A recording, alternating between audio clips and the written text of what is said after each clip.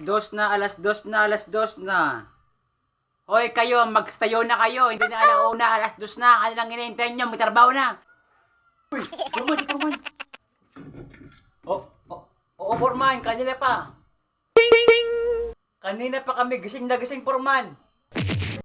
Akala ko naman mga tulog pa kayo Ano yung ginagawa mo dyan? Foreman, naglalagarin itong Foreman. Bakit, Foreman? May iotas po ba kayo? Nilalagari ko po ito, Foreman, na ding. Para naman naputol lahat, mag-iba na, Foreman. Okay, maganda kong ganon. Tandaan nyo aya ko ng tatamad-tamad dito sa trabaho Aya ko ng uupo-upo. Aya ko ng katamad-tamad. Tandaan nyo, nakasalalay yung sahod nyo sa akin.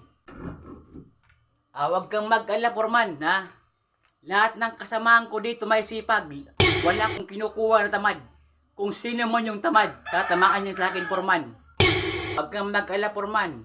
Maayos yung palakad ko dito sa mga tauhan ko. Kasi ayaw ko ng mga tamad dito Ano nga pala yung sunod na gagawin nyo bukas? Foreman, yung sunod po namin, Foreman, gagawin bukas, Foreman, ay magbubuhos na po kami. Kaya nga po ngayon araw, Foreman, tatapos na namin itong gibain para bukas nagbubuhos na lang. Okay, ganyan dapat Ayaw ko ng patamad-tamad dito Tapos pala bukas, yung mga tauhan mo, pagay mo ng pasok kasi magbubuhat ng graba.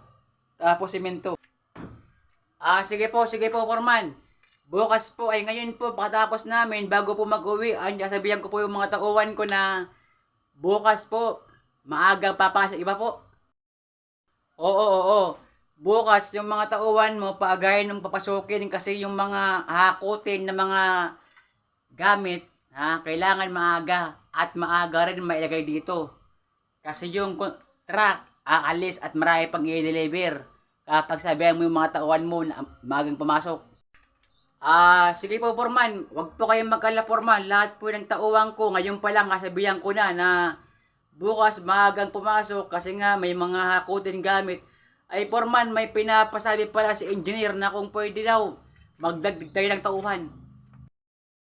Sabihan mo kay engineer, di na natin kailangan ng tauhan. Di na natin kailangan kumuha ng tauhan kasi nandiyan naman kayo.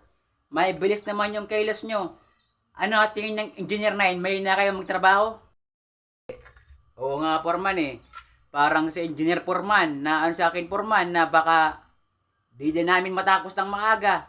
Sabi nga namin, Foreman, di na kailangan magdagdag ng tauhan kasi mabilis naman kayo magtrabaho. Pero, Foreman, parang hindi binsayo sa engineer. Kausapin mo kaya, Foreman. Okay, sige. Akong bahala dyan sa engineer na yan. Ako kakausap niyan bukas. Pero, ngayon, trabahuin nyo na yung dapat trabahuin para bukas magbubuhos na. Pagkasabihan ko yung engineer na yan, para mo to. Sige po, Foreman, kayo na pong bahala ka, engineer.